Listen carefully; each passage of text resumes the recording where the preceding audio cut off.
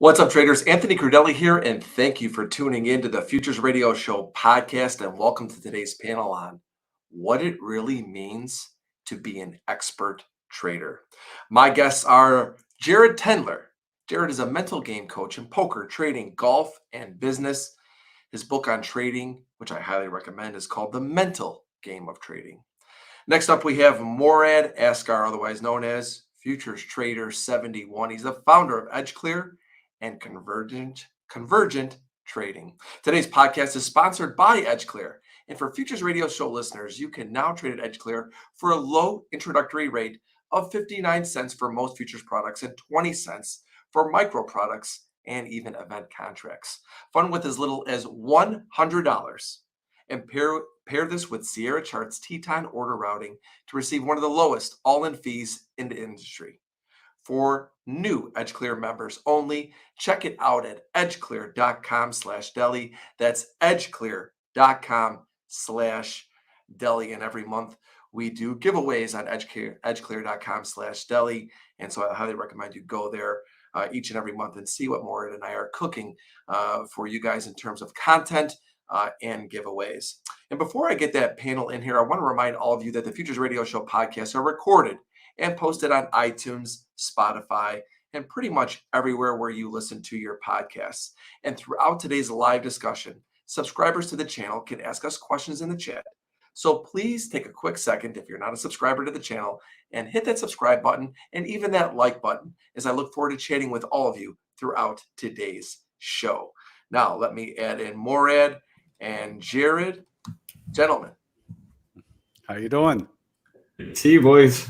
Good to see you both. What's going on? We got a little repeat of the three of us, and we're talking about a very important topic today, what it truly takes, what it truly means to become, a professional trader, a full-time trader. I mean, let's face it, it's a long task ahead of us. I talk about how trading is a journey of oneself, and what's funny, Morad and Jared, is the more and more we look at the internet these days. I remember my first 3 years as a trader. My first 3 years, I was eating ketchup packets for lunch because I was broke and I was in debt. And today you have people in 3 years, they're starting subscriptions, they're starting mentorships, they're telling you how expert they are in just 3 years, and it's pretty incredible. That's the world we live in right now. But we all know that it takes a lot longer than that, and it's a lot. It's just so much deeper than what we see on the surface when people talk about in social media, just about being patient, being disciplined, all of these things that everybody seems to talk about and take from those of us that really put in a lot of time over the years to really know what it takes to do this. And so, I think we just go around the panel real quick and talk about really developing that real expertise, Jared. You're coaching people and teaching people really how to really hone in and develop what it really takes to become a professional. Yeah. So to be clear for everybody that doesn't know me, I am not a professional trader, but I've been doing this for 18 years. Plus I spent 4 years doing something I didn't want to do, which was getting a master's degree in counseling psychology and actually getting licensed as a shrink, all with the intent to combine that knowledge to develop my own program in golfers. And then that led to poker and then trading and others. So I'm an expert in what I do, and I've been working with traders, poker players, et cetera, in developing expertise. I think expertise is something that absolutely cannot be developed within 2 to 3 years. You can develop a lot of knowledge, right? And people have kind of thrown around the term, the 10,000 hour rule. And I think the 10,000 hour rule is a little bit fuzzy, because some things like trading, we're talking about 5 years of full-time work. I don't know that you can really become a true expert in 5 years in trading either. I mean, what's the standard? What's the threshold? Is it making a lot of money? Look, if you got lucky early in your career and you found kind of the system that just works for you, you can make a lot of money really quickly. But does that make you an expert in really being able to maybe communicate to others, to be able to be agile in lots of different market conditions and adapt your system and strategy easily? My guess is no, right? You have to kind of develop a lot of knowledge for yourself. You can't just be kind of handed this script, even if it were handed to you, that that like self-development knowledge, what I would say is, kind of developing your own fingerprint on how you see the market, kind of comes from lots of different sources, but a lot of it has to come through your own personal experience. So yeah, I think 5 years is a short time frame. Probably it's more like the 20,000 hour rule for traders in terms of what it takes to really become an expert in this space. And Morad, not everybody wants to hear that. Not everybody wants to put the time in. Not everybody wants to believe that. And That's okay, because they can okay. just buy my $25,000 system that it's guaranteed to make money. I'm just joking. I don't want regulators on my butt. But I mean, Jared put it expertly, succinctly right there. You just covered the whole thing. I mean, you can, if we measure being an expert by how much money we make or how many Lamborghinis are out in the front, there's the old joke that, how do you become a millionaire in trading? You start with 5 million. So the problem is that it's a numbers game, and the key number is P&L, and that just takes all of the attention, and that has nothing to do with expertise. I mean, you look at sports. Pat Riley's made champions, but can he go up against any one of his players? No, but he knows the game inside out. He knows what to play, when to play, who to play, when to call timeouts, all that stuff. He's an expert, but it doesn't mean that he can put up baskets, and that's what everybody's there to watch, right? So being an expert, and this topic to me is just, it's just so tremendous. It's so important, but it does cause people to kind of look away because we're not talking about a new tool or setups. But this is where the chefs kind of make the magic happen, is becoming an expert in the subject matter. Yeah, and sorry to block your face there, Jared, as that one little thing came up right there, showing the comments. And congratulations to all of you being here today, because it does show that you have that commitment beyond the charts. And today we're going to have a great discussion, and we want to hear from you throughout the discussion. So please put your comments in chat as we will be watching them and commenting on them throughout today's show. Jared, we're going to start with you today. And I know we have a little presentation from everybody, from you and Morad. What are we going to be looking at today? What is the goal for what you're going to be showing us and for the traders to walk away with? Yeah, I mean, the challenge with trading, as it is in poker, is the amount of false feedback that you're presented with in the short term. So when we look at learning, right, and learning is like the essence of developing skill, right? So what does it take to learn efficiently? Well, you need really good feedback. If you don't have good feedback, for me as a golfer, if I hit a shot and I can never know where it goes, on a one-off, I have a pretty good feel of where it went. But if I had to keep doing that again and again and again, eventually I'm going to lose the ability to have that sensation of what's going on with my game. Same thing with my clients. If I could never see them and hear any feedback I was getting in terms of the validity of what I was telling them, right, I wouldn't be able to make adjustments and adapt. So feedback is the essential quality that we have, or that we need, to kind of seed the growth for future learning. And in trading, how do you create that? Because we all know how much results and P&L don't provide us accurate feedback based on our skill sets in the short term, right? More made the point earlier, right? Anybody can make money in the short term. Anybody can lose money in the short term. What does that mean? Is it actually causally connected to your skill set? Well, we don't know. So, no, you can show that first slide. So for me, what I like to create with my clients is what I call an A to C game analysis. And so here we're defining your A game, right, which is you at your absolute best, your B game, which is, your average, and your C game, which is you at your absolute worst. And we do that both from a mental standpoint, as you can see here. And the next slide shows it from a technical standpoint, right? And breaking out the specific non-mental, right, non-emotional aspects of your skill that would be connected with you at your best, average, and worst. So if you're a newer trader and you don't really have this yet, that's okay. But you have a sense as to at least the state of mind that you're in when you're making good decisions versus when you're making bad decisions. So maybe at the very beginning, you have an A game and a C game, and that's fine, right? As growth continues, the B game gets to start to get baked out. But what we're looking for here is to create an objective measure that you can use on a day-to-day basis to give you feedback on in terms of how you're performing. And I have clients, right, who have relied on this heavily during really tumultuous times in the market where their strategy is just getting punished and they're in a drawdown and they know for sure that they're in their A game. Maybe a little bit of B game because everybody gets a little frustrated at certain points when the losses mount.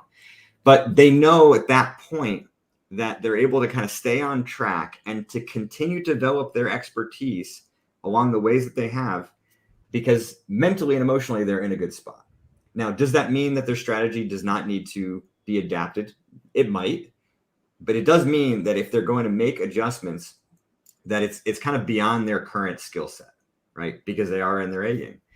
Now, on the flip side, when you're in your C game and making money, you should feel bad about that because now the P&L result may be positive and it's easy to get seduced into thinking that it's going to continue, that you're happy that you have, more money in your account than you did before. But really, you should feel quite bad at the fact that you've been executing quite poorly. And the examples here might be evident for you, but this is a client of mine who shared their C game. But the point is that this A to C game takes maybe 7 to 10 days to create, right? We want to give yourself enough time to really self-study and identify the distinct characteristics of your A game, B game, and C game. And, test it out, prove day over day that it's actually quite reliable. And then once you've created it, it's not going to change for about a month. It's really impossible for your C game to be completely eliminated in a month. Now, you could go a month where you're not in your C game, but you can't go a month proving that your C game has truly moved forward and changed. So what this does is you have a measuring stick that you can use day to day, even trade by trade. I have clients who use this or something similar to it to grade every single trade that they take before they even know the P&L result. Now, sometimes there's some, trade management that goes on around exits, and that's fine. You can maybe add an additional line item in terms of how you grade yourself. But by grading yourself along these measures, you keep yourself kind of less focused on the results in the short term, which is highly unreliable, and a lot more focused on the areas that you have firm control of, right? Which is not firm control, but have the potential to be firm control of, which is your mental state and ultimately your execution, right? The results in the short term are beyond that. Now, another thing that clients will do also is start to kind of tally up, right, their grades. So they'll give themselves a grade for the day, they'll give themselves a grade for the week, and then that becomes the dominant way that they're measuring themselves in the short term. And what I've found is that over time, this A to C game analysis does a lot of things. Number one, it keeps your emotional stability a lot greater, right? You're far more emotionally stable because you're less succumb to the roller coaster of P&L. Number two, it allows you to organically develop versus more sort of spastically. What happens to a lot of traders, they're in a drawdown and they start looking for something to work. And if you go back to your performance and you see that there's been a lot of B and C game, well, then why are you looking for someone else or something external to tell you how to change your trading? Fix the problems that are right in front of you. And because they're in your B and C game, it should be fairly obvious what that is. Now how to fix it may be a little bit more complicated, especially with the mental and emotional stuff that, can tend to be a bit more esoteric, but that's certainly what I tried to accomplish in the book and with my work is to make that a lot more conceptualized. But if you can solve that stuff, then you're at a higher propensity where you're in your A game or trading at your best. And that makes it a lot easier for you to then figure out where there may be holes so you can take that next step, right? In the road to developing expertise, as you both know, right, it's just very easy to take a lot of wrong turns. It's like completing a complicated maze. Those wrong turns are inevitable. But when they're self-inflicted, it adds a layer of emotional chaos that really slows up the process. And that's what this tool is really designed to help you to do. For me, coming up without this sort of coaching, and I think even the technology to support the ability to get, I don't necessarily think that I wrote my journal. I think that when you type things in, and obviously with all the different tools that people have now, and the coaches, you have the ability to, I think, cut that time in a lot shorter period of time. Because some people are saying it's not about the amount of hours, it's the amount of feedback we're getting. It's about getting proper feedback, right, Jared? And I think that the structure that you're talking about here is helping people get into that rhythm, getting into that zone, right, and understanding when you're in these different you know zones, or you call them games, right, that, and how do you get yourself back. And so I guess the way I look at it is this: is how do people properly get the feedback? Because this goes back to the same thing I see over and over again, and I think this was probably something that took me so long as well. And like I said, it was a different time than we have now, where there's just so many apps and coaches and journaling ways to really hone in on what your issues are.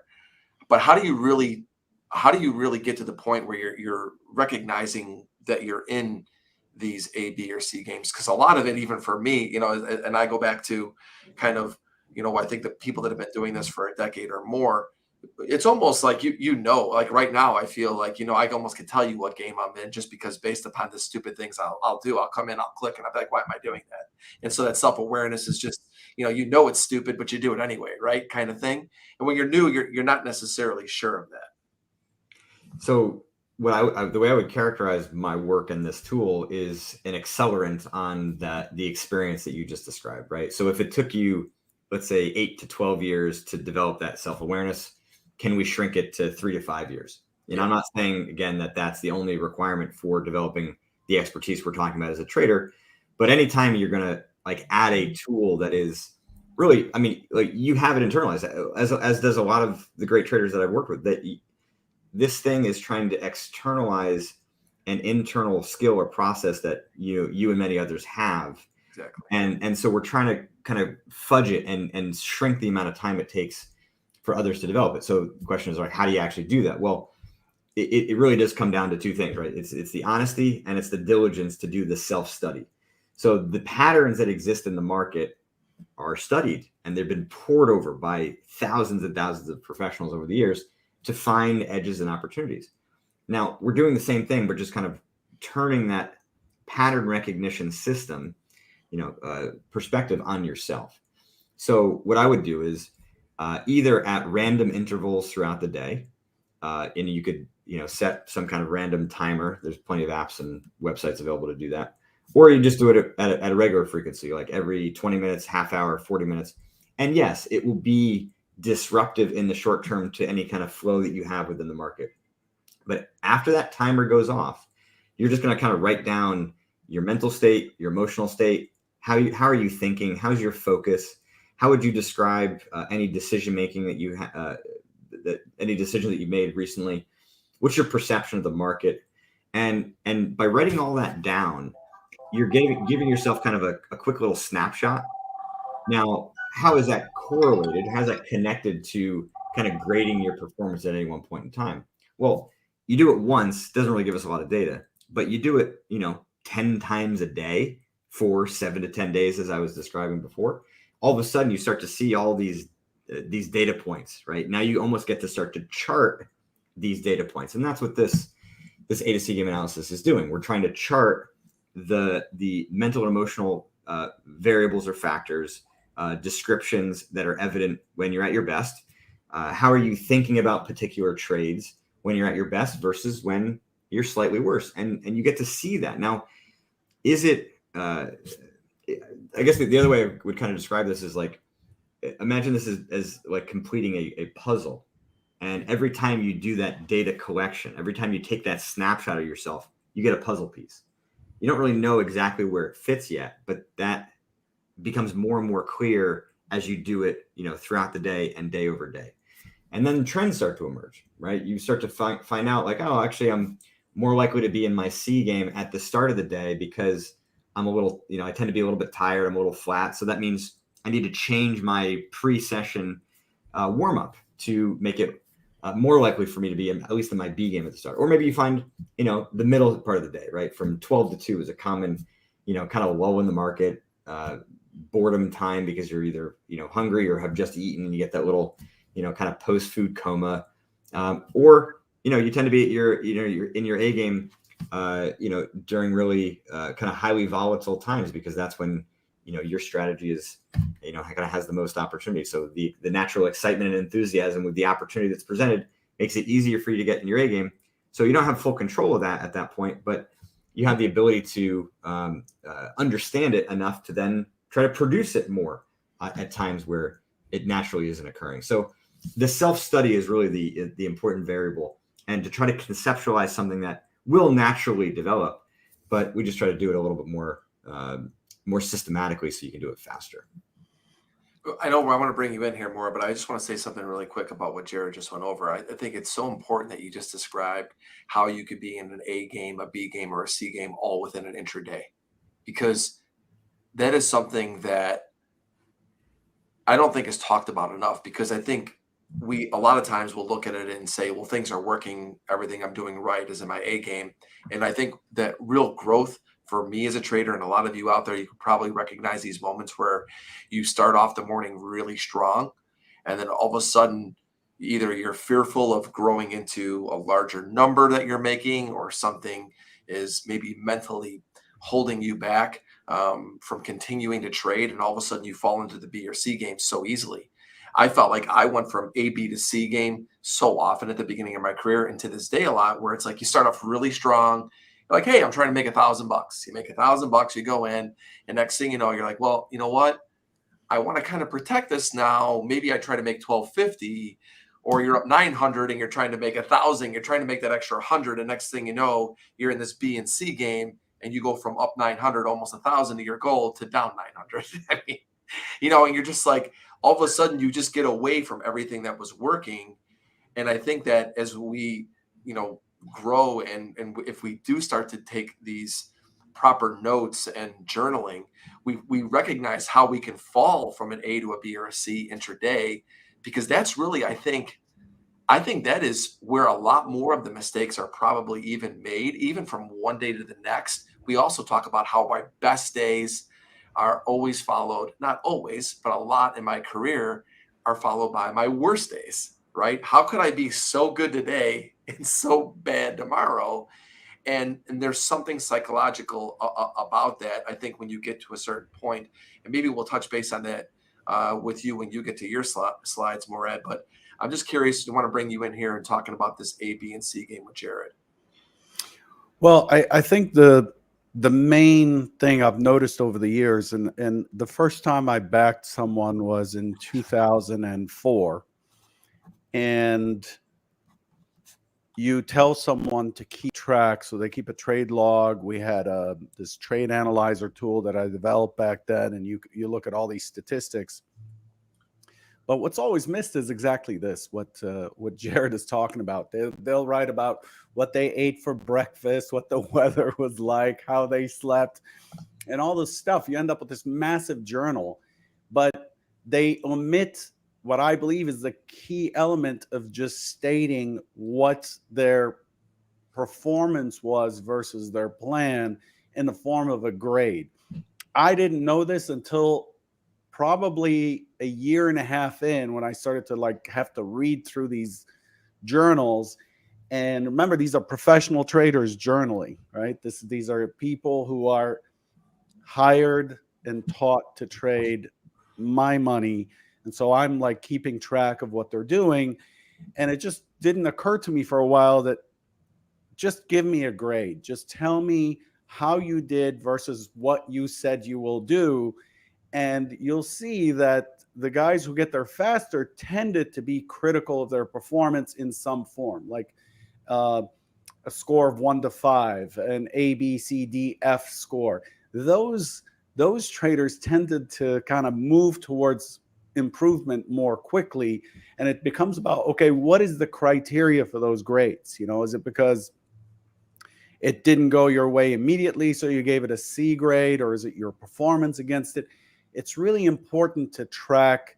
At the end of the day, you want to end up with a huge list of A's, B's, or C's, or D's and F's if you want to go that far. I think A, B, C is about as much as you need to cover. I think you don't need to get too granular with it, and then start to look back at what was influencing those periods where you were in your C game versus your A game versus your B game. And the goal is to be in the flow. A game, right? That's being in the flow, kind of everything just kind of happens, right? Which I'll talk about in a little bit, and how we get there. But if you're keeping a journal, bottom line is, if you're keeping a journal and you're not providing some sort of a score, highly recommend Jared's method here, and of course the book, because it really gets you thinking about how to make it more actionable, and that's the key. So I just wanted to add to what Jared was saying. You might be keeping meticulous trade logs, very detailed journals, but if you don't boil it down to, here's what my emotional and execution performance has been, and be able to describe that in brief, it really doesn't help. It just becomes this massive diary that you're having to read. Like, there's no way to go back. And by the way, the most important thing about a trade log and a journal in this format is when you're not in your A game. See, when you're in your A game, you kind of stop doing it because, hey, you cracked the code, you're in your A game.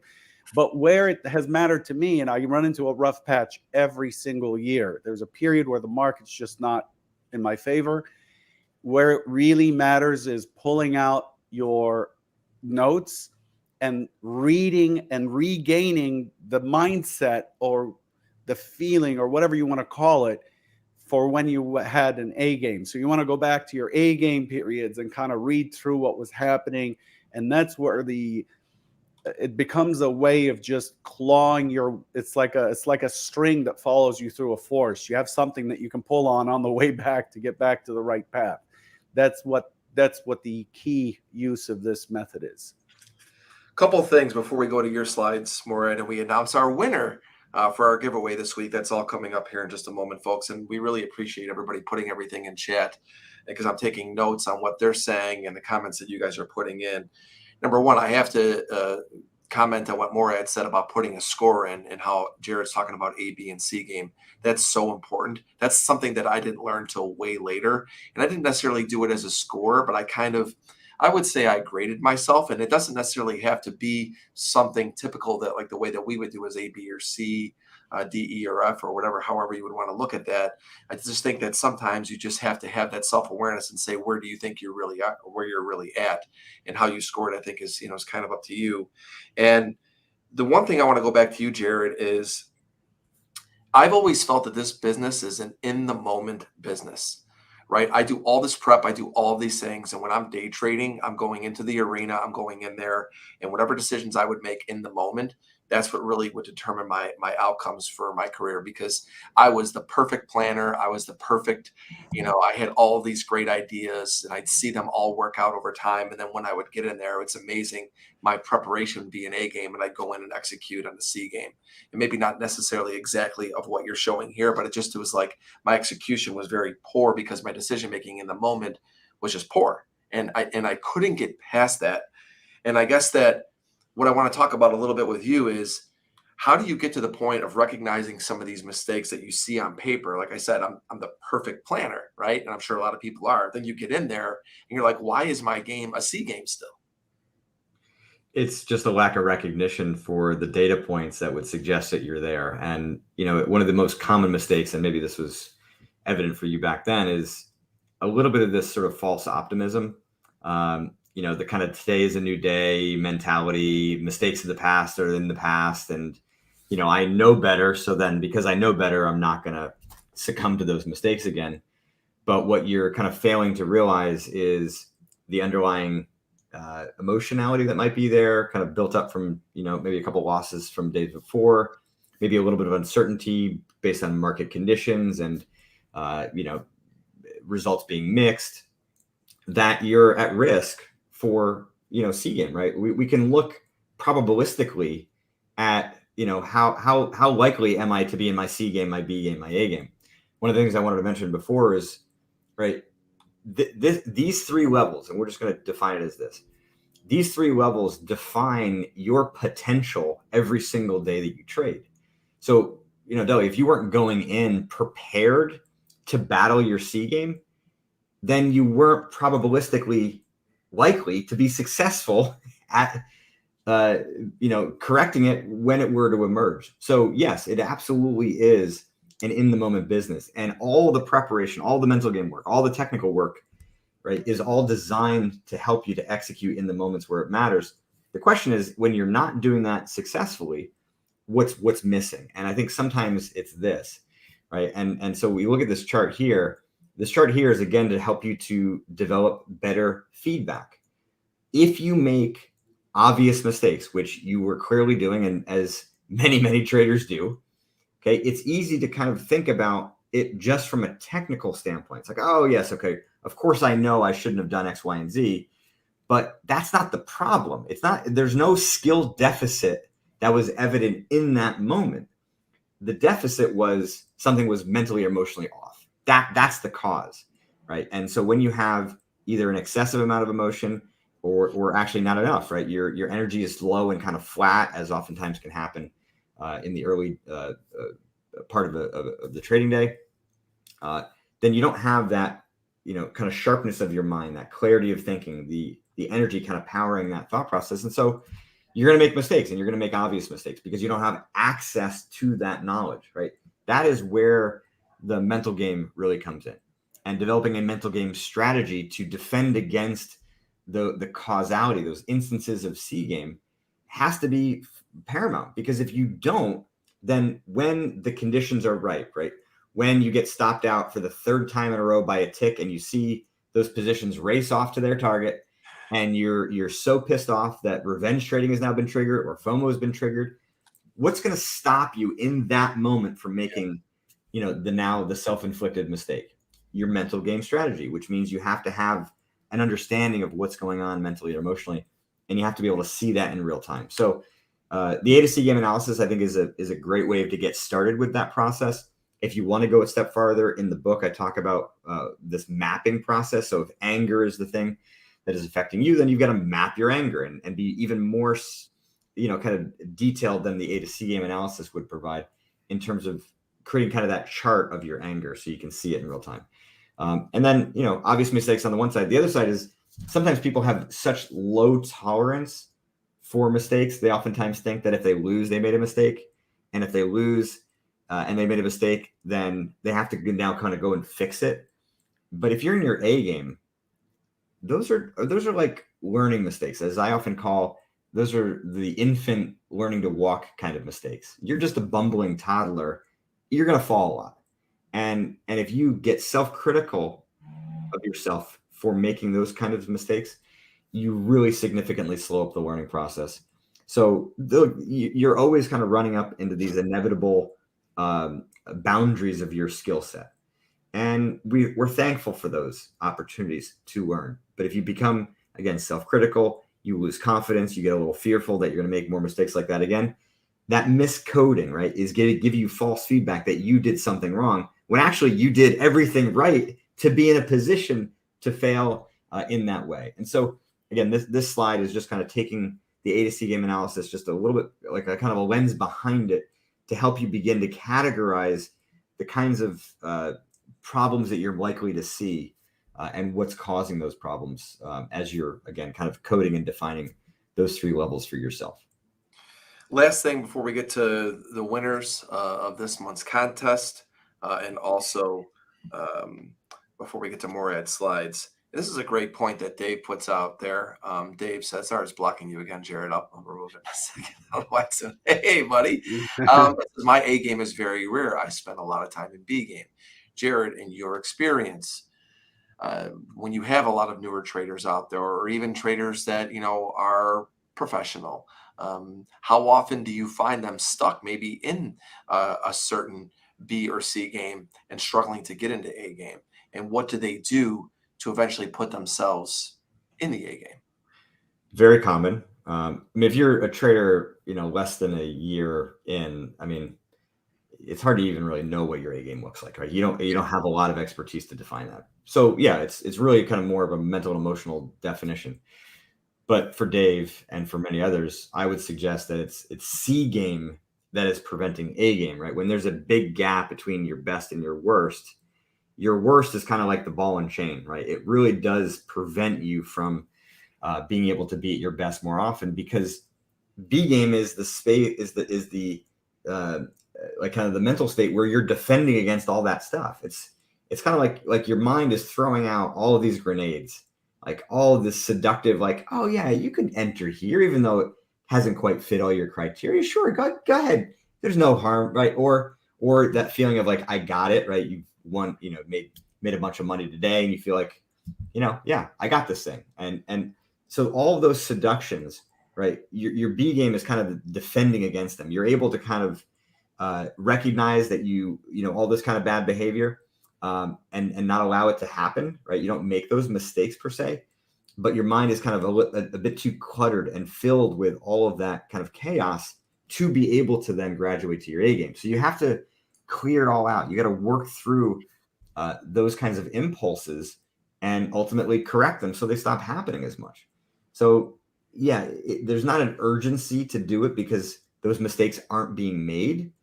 But if you want to be trading at your best, you actually have to do that to kind of unlock your best. It's not the way that most people think about it, right? It's not obvious to say, oh, to be in my A game more, I have to correct my C game. But that's what happens because there's just too much in your mind to have to work through at a given moment to be able to be in your A game. A game really is a lot of mental clarity. There's just not a lot going on in there. It just becomes, there's like kind of no friction between thoughts and intuition to be able to make good reads on what's going on in the market and make good trades. Even make, kind of on, in the moment adjustments. But when there's a lot of noise, you can't really do that very well.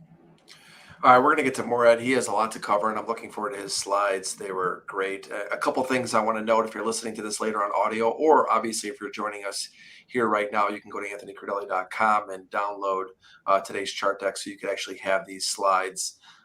It's on our free membership page. There's a whole bunch of stuff in there, and this will be able to download later.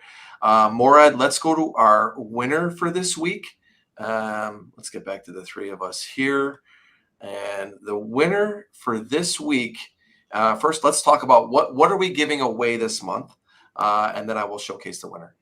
So this month, EdgeClear is giving away about $500 worth of CME market data. So that's all four exchanges, real time, full depth, for 12 months to one person.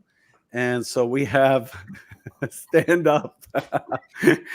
So we have Robert S. as the winner and Cornelius as the runner-up.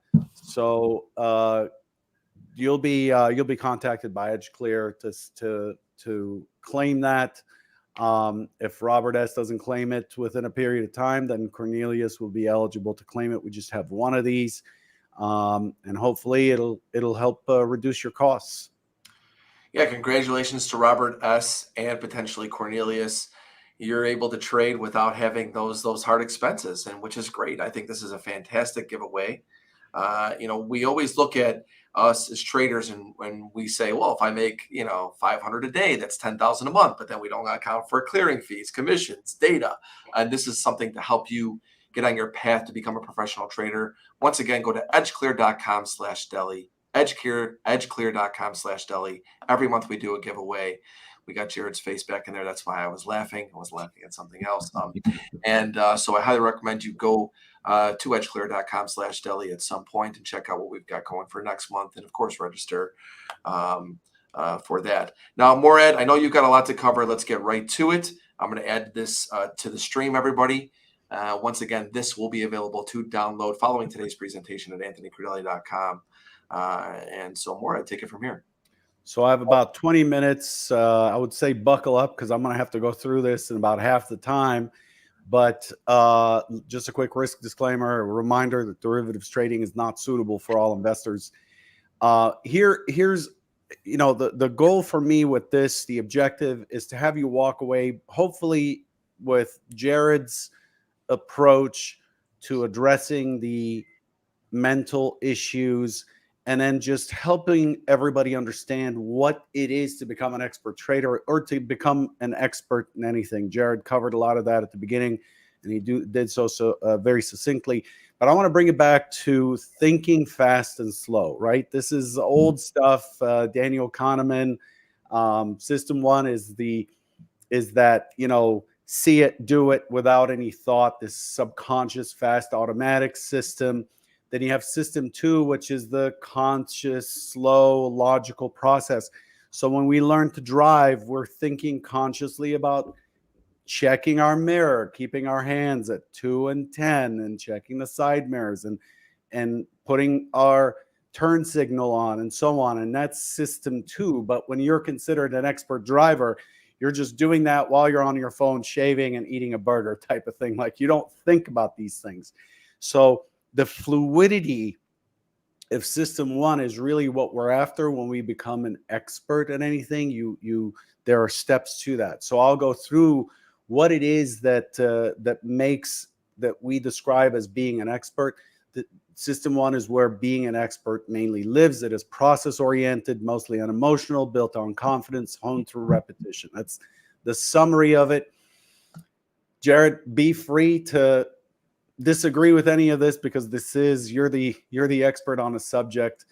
But this is based on a combination of just my own experience with my traders, things that I run into at Convergent Trading and other places where I run into traders, and just, research here and there that I've read that I felt was reflective of my own experience. What it means to be an expert: we generally rely on just chunking information. We take information and we look for patterns. We look for chunks, and then we chunk this information into patterns, and then we tie an action to that. Okay, I'm looking at I'm looking at cards on a table in a game of poker, and it's a glimpse, and I know what I have in my hands and what may work. And by playing cards all the time, playing so many games and so many hands, I don't have to sit here and go, wait a minute, does a flush beat two of a, like, you're not thinking like that. You're just responding to a pattern that you recognize because you've seen it so many times. You don't want to be doing the thinking in a moment when action is necessary. So I talk about this all the time. Having a process, measuring that process, repeating that process is incredibly central to becoming a professional trader, to becoming an expert.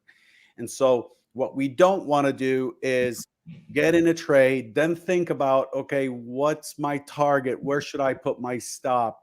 Is my bias correct? Should I have considered this other thing? Oh, my buddy just got short when I got long. All of that has to happen before the action occurs. Our job is to be prepared, and then to recognize through, chunking or whatever, to recognize what's happening in front of us on the hard right edge on the screen, and then to take action.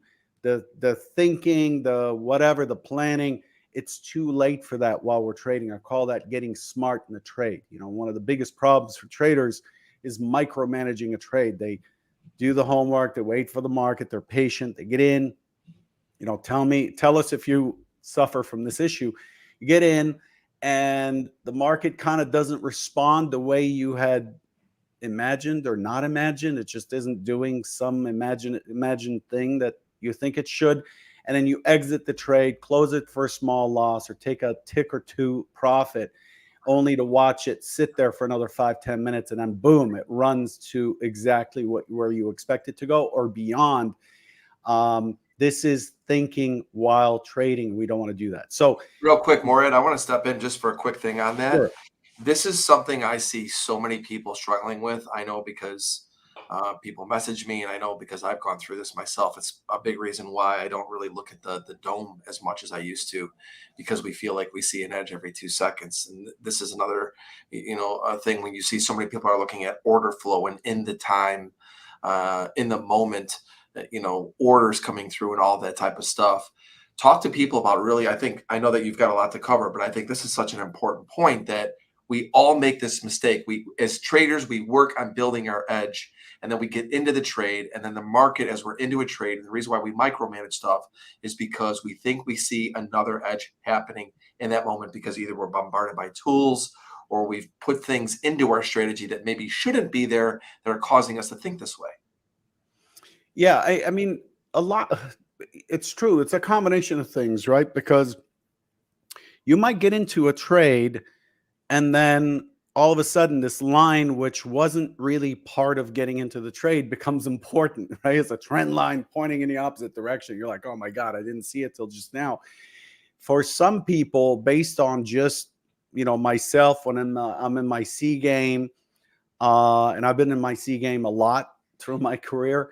And, even when I'm trying to diagnose and help other traders, a lot of times it just seems like their mind is looking for a reason to end the pain or to just make the process stop. So they start to focus on the opposite data, and that kind of takes them out.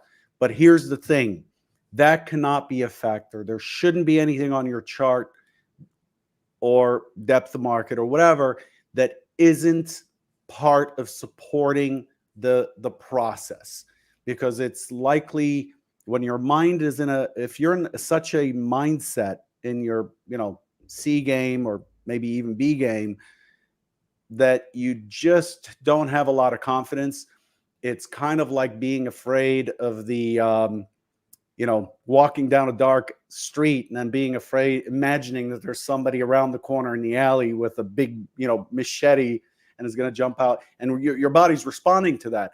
And it's a mental thing. But the fact is, you've done the work, you've studied the context, you've formed a bias, the market has moved to an area you see a proper risk reward probability, you've executed the trade. That's it. You need to let it go. And I'll talk about this in a minute, where you just cannot control the outcome. And that's a bottom line thing. An expert knows that you cannot control what happens next. You can only manage what preceded it to set you up. And then you then have to manage the emotions that arise from whatever the outcome is and your reaction to them, which is very, very difficult. Like, it's very easy to say, hey, don't respond to the fact, forget the fact that you just took 5 losers in a row, and there's another setup that you have to take on. That setup has no attachment to the prior 5 setups which failed. You just have to do it. It's easier said than done because we're human. But at the end of the day, that's what you have to do. That's why people turn mechanical and algorithmic. So it's, you could spend 10, 20, 50,000 hours studying something. But unless there's a strong feedback loop, unless there's a way to identify what you're doing and focus during those 10,000 hours, and it's controversial what the 10,000 hours are meant to do, it doesn't really mean anything. So to be an expert, it's not I've had 10,000 hours of trading, and it's not I'm making money, because you can make money and just be absolutely disastrous at trading. It just happens because of the random nature of the market, and Jared covered that. So being an expert, 4 key criteria have to be met to become an expert. 1, there has to be a valid environment. Okay. And trading doesn't provide this. This is the problem with trading. It's not a valid environment. So if I was learning algebra and I have a formula and I input the variables and I'm trying to solve for X, the X will always be the same. It's a valid environment. If I follow a certain procedure to land an airplane, barring any surprises or crosswinds or whatever, I should be on the ground safely at the end of the procedure. And it happens millions of times a day around the world. With trading, it doesn't provide a valid environment. So I have bad news for you all, in that you cannot be an expert trader. You just cannot be. What you can be is an expert in your process, and you can be an expert in who you are and how you respond to the outcomes of the market. And so you can survive the drawdowns and so on. But trading is one of those environments that does not provide a valid environment where you get timely and consistent feedback that is in line with the amount of effort and choices that you made. The feedback is you won, you lost, but it's random. Okay, so you need a valid environment to become an expert. You need many repeated attempts. I tell people, opening an account with $400 margins in the ES on what amounts to like 1,500 to 1 leverage, and then swinging for the fences, trading 10 lots, doesn't, might give you maybe 5 to 10 to 12 trades if you're lucky, but you're not going to get the many repeated attempts. It's really, really, really important to have a large data set. Just like Jared talked about, you can't judge what you're doing based on 1 or 2 swings or whatever. You need to have many, and you need to track and get feedback for each one. Once you have a sufficient sample size and you have a good feedback system, and this is where I reference Jared's work in a minute, then you identify areas that need work, that move you from your C game to your B game to your A game, or whatever expertise you need to gain. That's where your deliberate practice is, and that's where the 10,000 hours counts. Really, it doesn't matter if you're playing video games for 7 hours a day and trading for 5 minutes and losing. You could tell yourself you've been there the whole time, but unless you're deliberately going after it, that time doesn't work. Trading fails to meet the first criteria, as I said, valid environment. It doesn't provide a valid environment. This is why you can't be an expert stock analyst, an expert economist based on outcomes. So you look at Jim Cramer and you have the anti-Jim Cramer index, which is up, and this guy's telling us to buy Bear Stearns 3 days before the market crashes, and one of the biggest crashes we've ever seen. Yet he's still on CNBC because it's given that, or what's her name, Kathy Woods or whatever, getting out of NVIDIA and saying it doesn't have a chance. And then next thing you know, it gained $590 billion in the last week or something in market value. These people are considered experts, but they're in an environment that doesn't provide a valid kind of repeated outcome process. So contrast that with math, surgery, racing, where the variables can be controlled and the outcomes are relatively consistent, plus or minus, some anomalies. Next thing, the so-called experts in fields that are predictive in nature generally perform worse than a coin toss or random chance, right? So there have been studies that were where experts were consulted about Brexit, about who's going to win the 2016 election, which blew everyone away, including the winning candidate. These experts have spent 40 years studying political elections and economics and what the Fed is going to do, and they just get it wrong. And a significant study that I can cite showed that their correctness, the win percentage, is well below a coin toss. So this is out of operating in a field that doesn't provide a consistent kind of environment. Fields where we see random outcomes from experts, political analysts, stock analysts, economists, many repeated attempts are elusive. So trading is a field where we don't get repeated attempts with repeated feedback. We get feedback, but if we make the feedback, like Jared covered, about P&L, which is very volatile, then we're not really measuring the right thing, right? So the good news is you can become an expert at trading. You can become an expert in your process, in the way you approach it, your setups. That's what we can become an expert at. And then the money is expected to follow over a large sample. So throwing away your risk control sabotages the repeated attempts. So if your feedback is P&L, that I'm making money and I'm driving that awesome new Lamborghini, then you're in for a rude awakening. All those TikTok traders fall under this category. This fact makes trading a very tough field to be an expert in. Trading is a low validity environment. It is absolutely random. The outcomes are random. Nobody knows really what the next outcome of the very next trade will be. We see patterns everywhere, so our brain is just constantly looking for patterns. We all know this. So we don't like average results. We don't consider ourselves in the middle of the pile. So even when we're given a system that has, say, an 80% probability or an 85% winning probability historically, we will actually inevitably try to beat that system.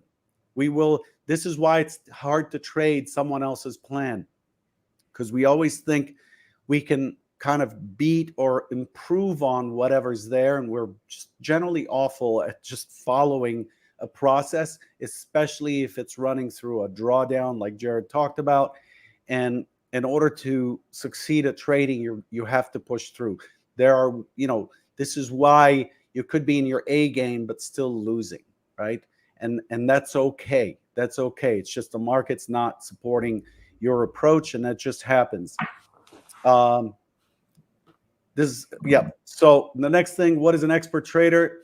So let's talk about how you can be an expert trader. The most expert trader is not measured by profitability. An expert trader investor is measured by his or her ability to follow a process, adjust to changing conditions, and most of all, understanding ourselves in that setting.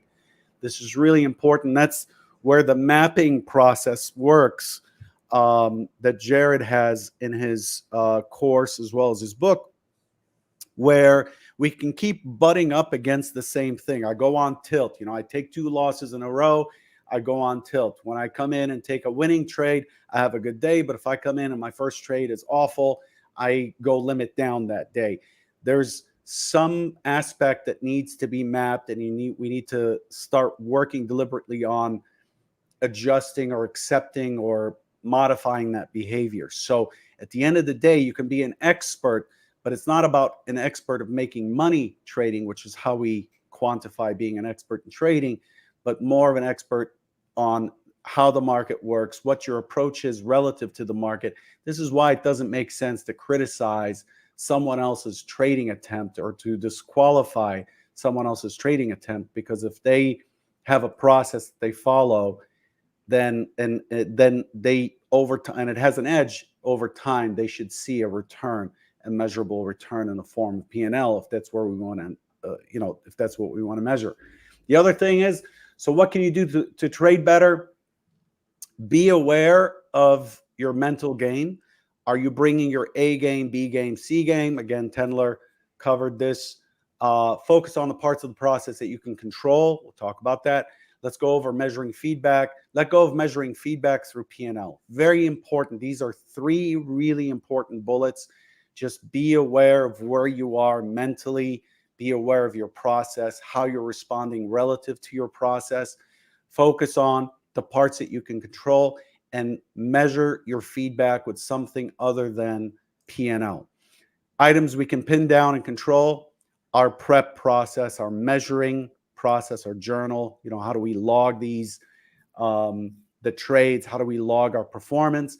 Our mindset, something we can control. We can decide what we want to believe. Our risk is something we control. Our reactions are something we control. Our bias selection, stop setting, entry, and target criteria are all things that we can control. Things we must accept as uncontrollable: the market opportunities that are provided today. Nobody, believe it or not even Citadel or Goldman Sachs, controls the market. The market is the market. It's a big thing. The market opportunities that are provided today are uncontrollable, so stop complaining and fighting the market. The outcome of every trade is random. You can argue with me till you're blue in the face, but the fact is, you just don't know if this trade that you just put on, which is exactly the same trade you put on last week and hit a home run on, you don't know if it's going to go the distance. You don't know if it'll stop you out. So you always have to worry about your risk control. Very important to manage that. The thing that's uncontrollable is the emotional response that you have. Like, you can have emotions rise up from things happening. What we don't want to do is try to control those emotions. What we want to do is try to be aware of them and not respond to them. And then there are methods that, Jared can prescribe as to how to manage those a little bit better. I think I'm getting to the end of this here in a minute. Focus on large samples. So what can you do to be better?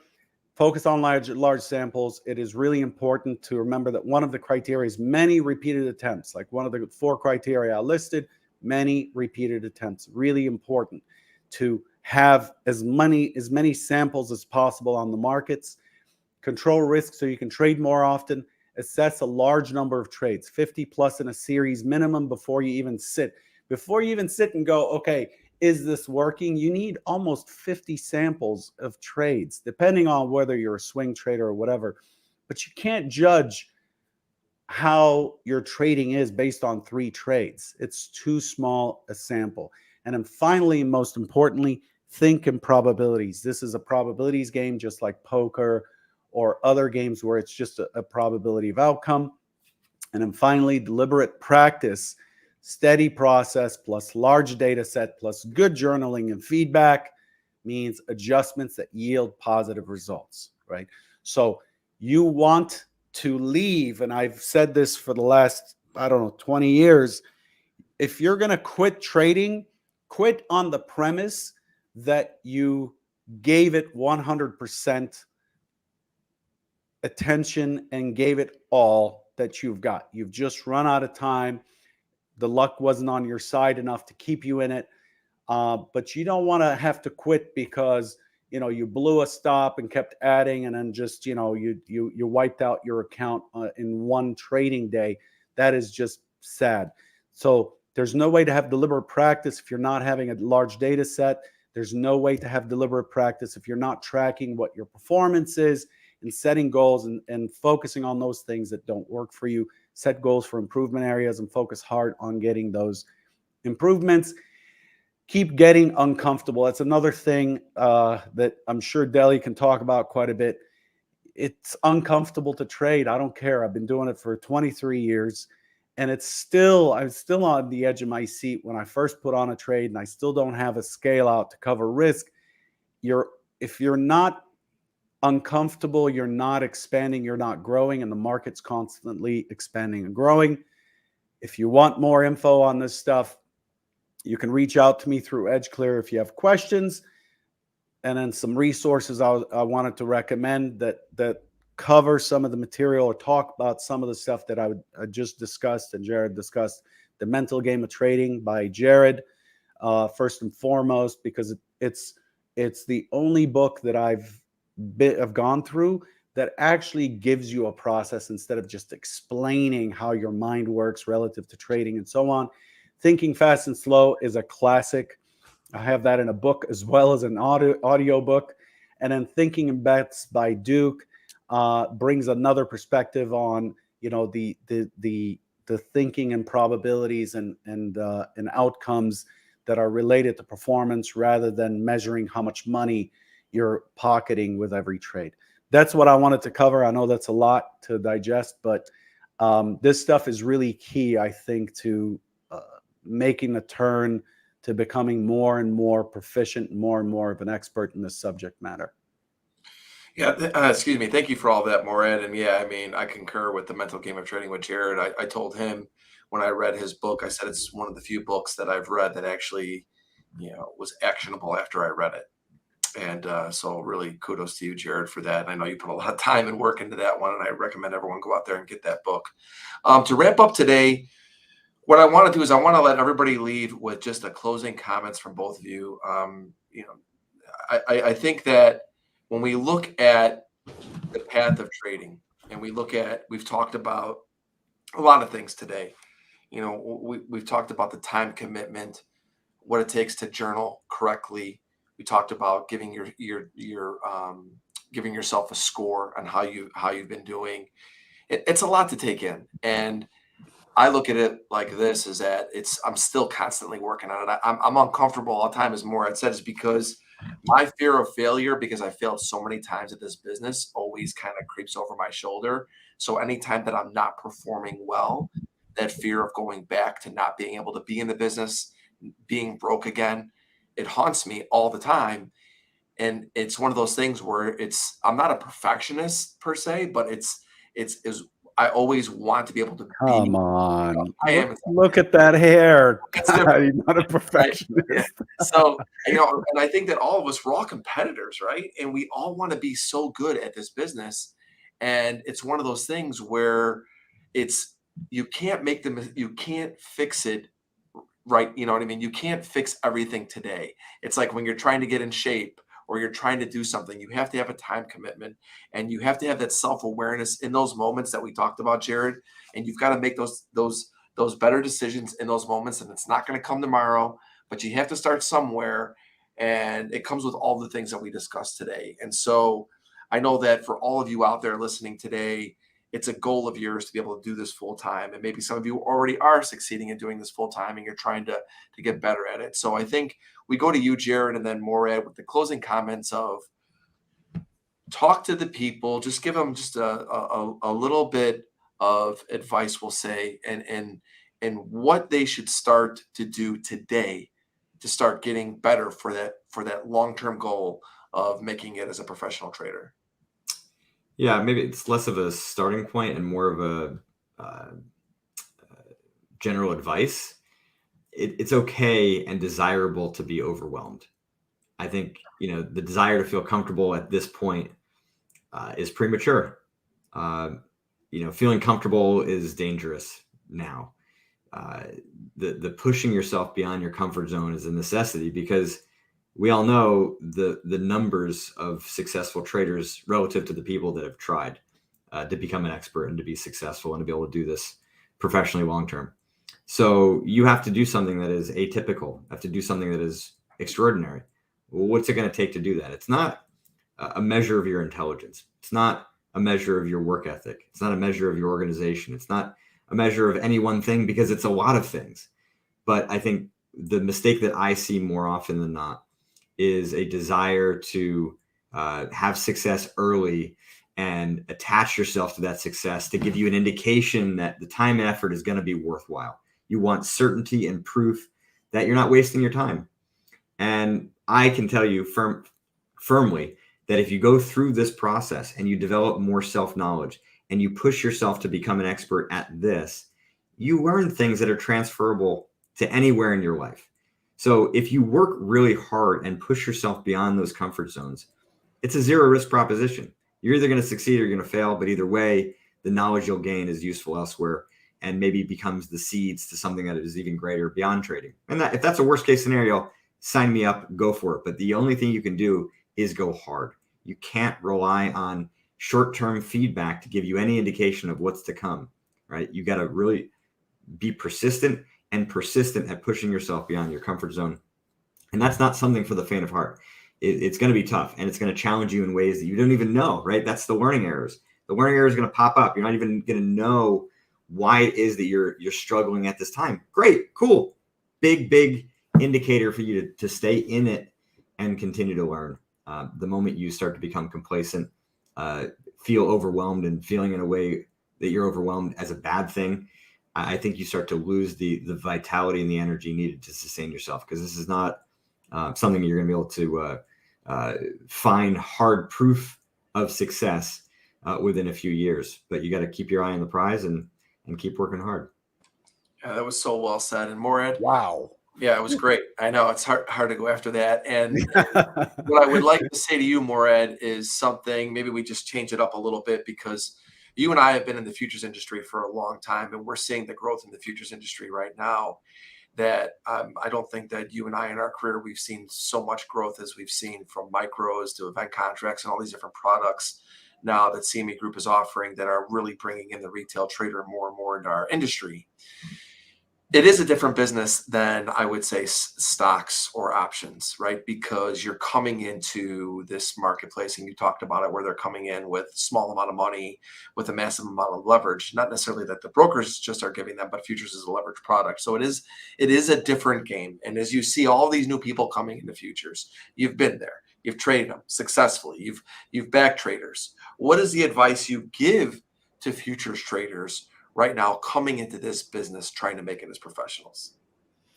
So I'll start by saying what Jared said, because it's I mean, if you could take what Jared just covered and kind of laminate it and put it somewhere where you just read it every morning, you'll be in good shape, for one, honestly. And I'm not trying to kiss up to Jared. It's just the guy knows what he's talking about. But the other piece is you can't follow me or anyone and their process and expect success. It just does not work. So the advice I'd give is pick up what you can, go with what rings true and makes sense to you. But at the end of the day, you have to make it your own. You have to make it's like golf. You just have to make your own swing. You have to have your own method. Yeah, you're going to follow some general guidelines to get as much power and as much flow through the swing and so on. But at the end of the day, it has to be your swing. It has to fit your style, your height, your structure, and so on. Trading is the same.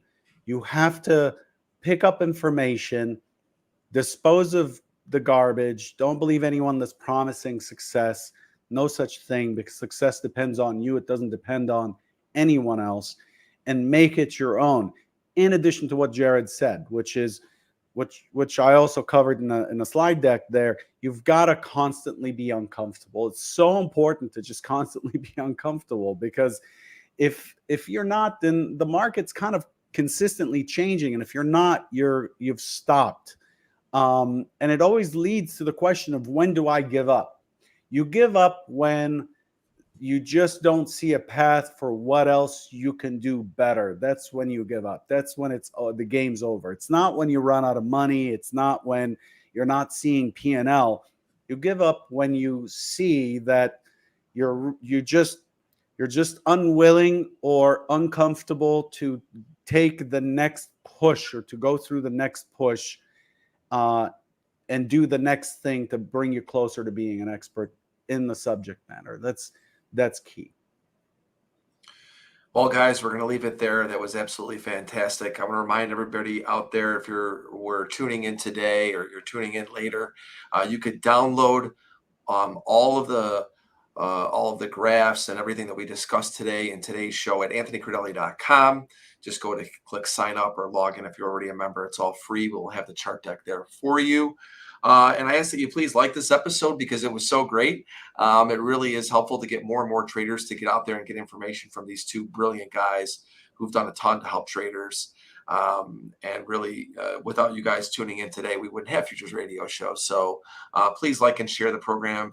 And it will be available later on iTunes, Spotify, and everywhere else where you can listen to your podcast, or you can listen to it later on audio as well.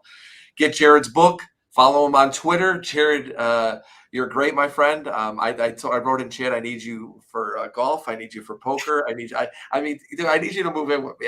This is a problem. I've got a lot of issues, and so you're so great at helping everybody in all these different things, and I appreciate it. We have 12 months. What's that? We have 12 months. I need it. Listen, I need to get to a zero handicap. I need to be able to make money in my poker games and my trading. I need a lot of work, buddy. So anything's possible. And Morad, you're the best, man. Every month we do this. Everybody go to edgeclear.com/deli. Sign up for what we're doing next month. Every month we're trying to bring you guys great shows like this one, and we're doing giveaways. We love to hear from you. Learn more at edgeclear.com/deli to see what we're doing and what EdgeClear is doing as well. Everybody, that's a wrap for today. I will see all of you guys next week. Cheers, everybody. Thank you. Thanks, guys. Good. Thank you for listening to Futures Radio Show. If you enjoyed the show, please leave a 5-star review on iTunes. Never miss an episode. Go to anthonycrudelli.com and get on our email list for show notifications and for free content that is exclusively for subscribers. Also on anthonycrudelli.com, you will find tons of videos and education on trading futures, options, and crypto. Past performance is not indicative of future results. Opinions expressed are solely my own and my guests, and they do not express the views or opinions of my sponsors. Futures Radio Show is produced by Crudelli Productions.